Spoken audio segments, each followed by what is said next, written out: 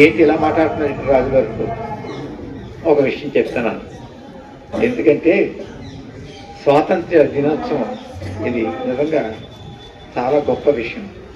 కానీ ఇది స్వతంత్ర దినోత్సవా? క్షమించాలి, ఒక మాట అంటున్నాను, ఎవరిని ఉద్దేశించి కాదు.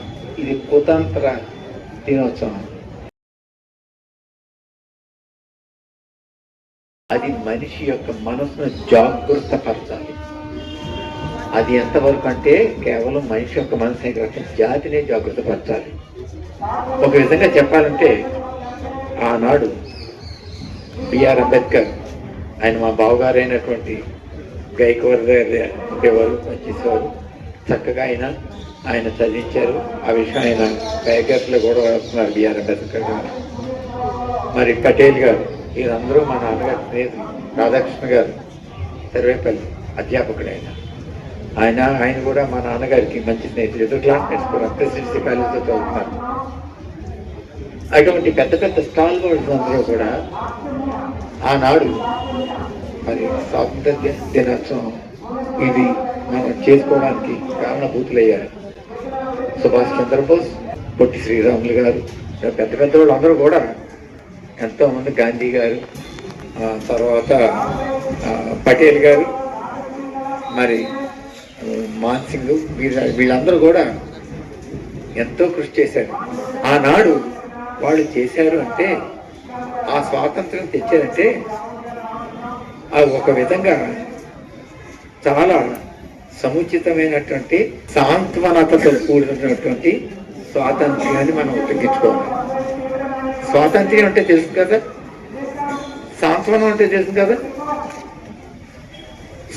స్వాంతనం అంటే తెలుసు కదా, సాంత్వనం అంటే తెలుసు కదా.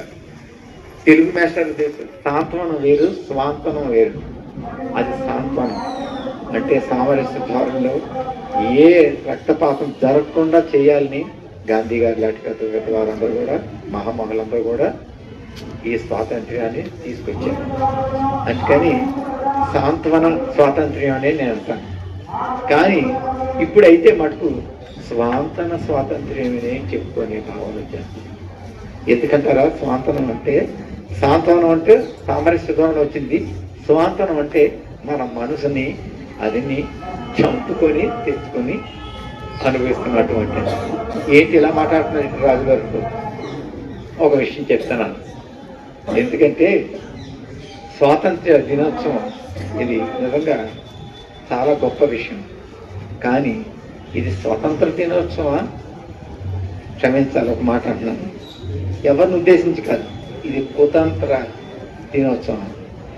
ఎందుకంటే ఎందుకు ఎలాగైంది అన్నానంటే, ఎవరిని ఉద్దేశించి కాదు, ఏ ప్రభుత్వాన్ని ఉద్దేశించి కాదు.